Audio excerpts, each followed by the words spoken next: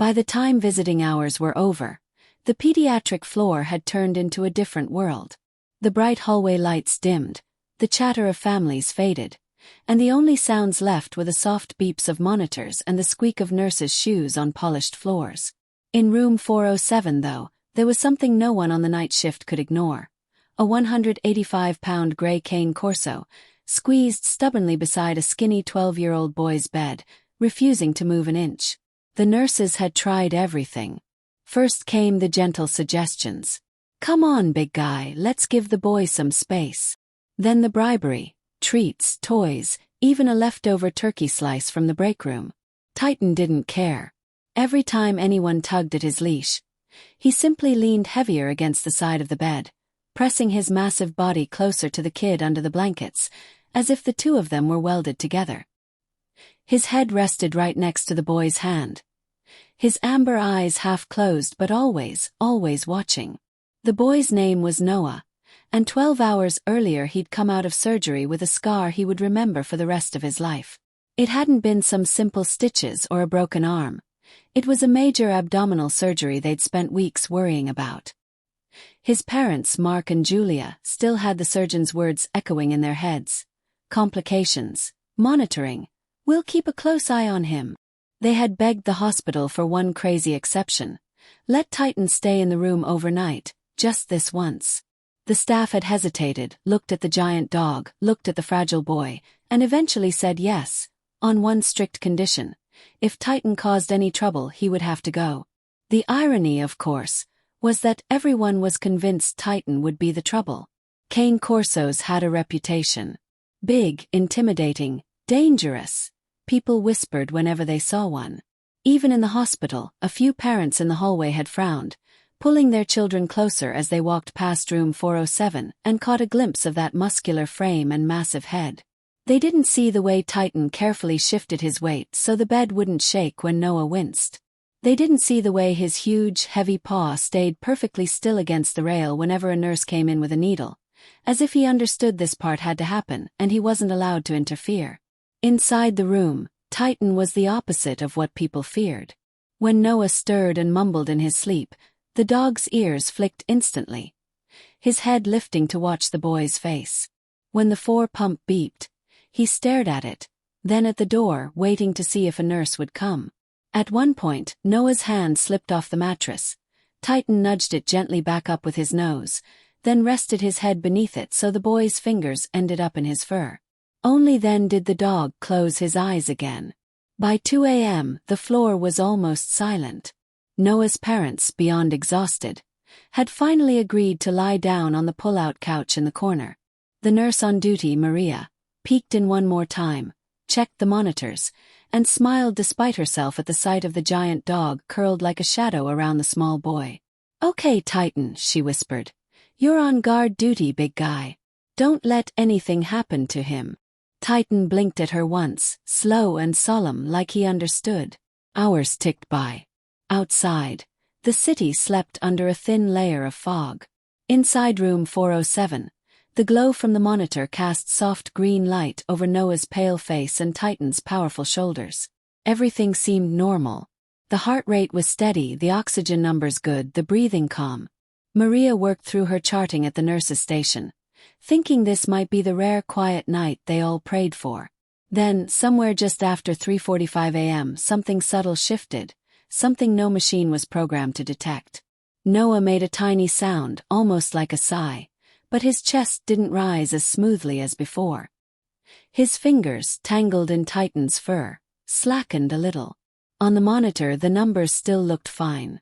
Nothing flashed red. Nothing beeped.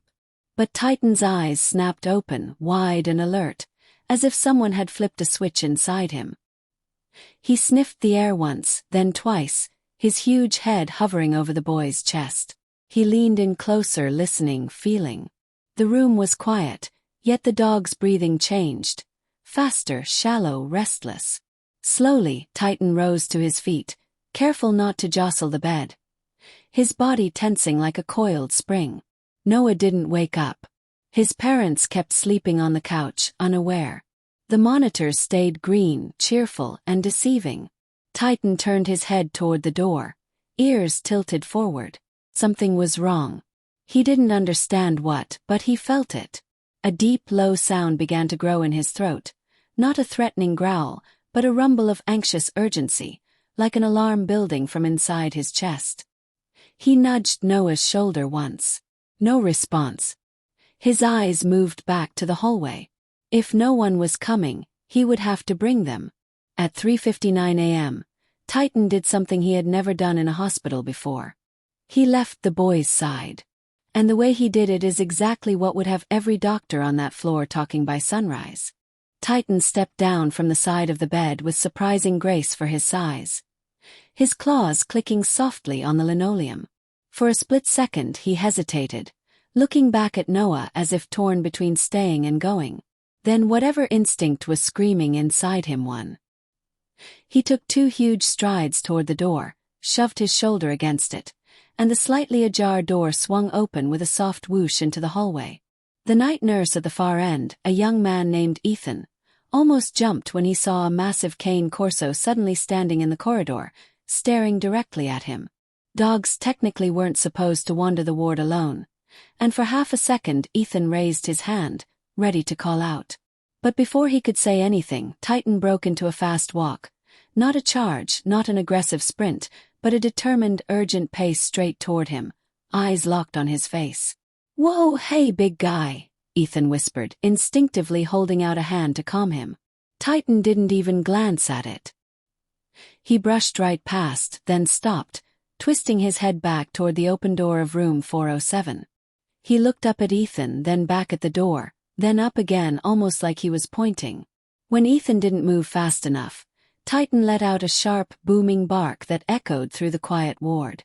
That single bark did what the machines didn't. It got everyone's attention. Maria's head snapped up from the charting desk. Another nurse, Jenna, stepped out from a nearby room, frowning. "What's going on? Did he get loose?" Ethan was already walking toward room 407 now. Heart pounding, Titan pacing at his side and glancing anxiously ahead. By the time they reached the doorway, Maria was right behind them. Titan darted back inside first and went straight to Noah's bed, planting his front paws near the mattress and leaning over the boy, whimpering now in a high, desperate tone. Ethan's eyes went immediately to the monitor. The numbers still looked okay. Maybe a tiny dip, nothing dramatic, certainly nothing that would have triggered an alarm. But as they stepped closer, they saw what Titan had sensed. Noah's face had gone a shade paler, a faint sheen of sweat forming along his forehead. His breathing just a little too shallow and uneven. "Noah," Maria said sharply, stepping into the bedside light. She touched his shoulder, then his cheek. "Too cool." She glanced at the monitor, then back at the boy. Something about the picture didn't fit. Her experience, and undeniably the dog's behavior, told her they didn't have the full story yet. "Get Dr. Patel," she said to Ethan, her voice suddenly firm. "Now." Within minutes, the quiet corridor transformed. The overhead lights brightened, footsteps rushed in, and the door to room 407 filled with movement. Dr. Patel, the surgeon who'd operated on Noah, came in tugging on a pair of gloves, eyes laser-focused. "What do we have?" he asked. Maria summarized quickly. Dog woke them, subtle changes, no alarms but something wrong. Titan, now pressed against the bed again, watched every second, his head swiveling from the boy to the doctor's hands. As Dr. Patel checked Noah's abdomen, his expression shifted. The boy flinched in his sleep at the lightest pressure. The monitor, finally catching up, showed a slight drop in blood pressure. Not a crash yet, but a slide. "We've got early signs of internal bleeding," Dr. Patel said quietly, more to the staff than to the parents who were now waking up in a panic on the couch. "It's good we caught this now." Julia lurched to her feet, hands shaking. "Caught what? What's happening? Is he okay?" Mark grabbed her arm. His own face drained of color. Titan pressed his muzzle gently into Julia's hip as if to anchor her, then leaned back against the bed so his body blocked Noah from the rest of the chaos. "We're going to take him down to imaging right away," Dr. Patel replied. "It looks like a slow bleed from one of the surgical sites. Happens sometimes. The important thing is, We're on it early. He shot a glance at Maria, then at Titan. And apparently we have an extra member on the team. What happened next felt like a blur.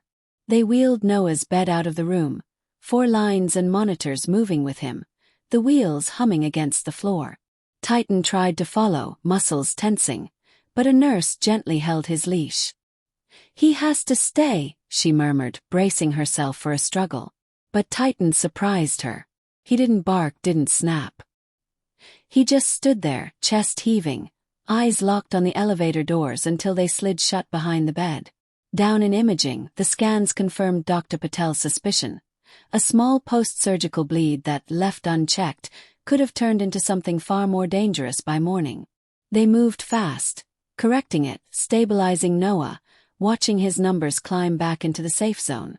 When they finally wheeled him back up to the pediatric floor sometime after 5 a.m., the crisis had passed. And yet, everyone kept circling back to the same question. How did the dog know before we did?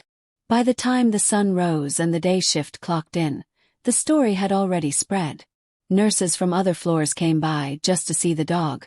Doctors swapped theories in the break room, and even the skeptical security guard from the lobby stuck his head into room 407 and shook his head in disbelief at the sight of Titan gently nosing Noah's hand again. Dr. Patel came in later that morning with a clipboard in hand, and a smile that didn't quite fit his usual serious demeanor. He checked Noah's chart, then looked at the boy, then at the giant cane Corso lying like a furry shield across the side of the bed. You know, he said, we're going to have to update your file, Noah. Under allergies, we'll write. Cannot be separated from dog under any circumstances. Noah, still tired but more awake now, managed a weak laugh. He turned his head toward Titan, who answered with a slow wag of his tail and a soft chuff. He didn't leave me, did he? The boy whispered. Not for a second, Maria said. Then she added, well, except when he came to get us and probably saved you from a much scarier morning. For all the people who thought cane Corsos were just dangerous dogs, room 407 had become a quiet rebuttal. Here was a 185-pound guardian who had done what no alarm had done yet. He'd trusted his bond with a fragile 12-year-old boy more than the steady green numbers on a screen. He refused to leave, refused to relax, refused to believe everything was okay when something deep inside him said it wasn't. That's what the doctors saw at 4 a.m. Not just a big dog in a hospital room, but a living, breathing reminder that love, especially the kind that exists between a child and his dog, sometimes sees what even the best machines miss.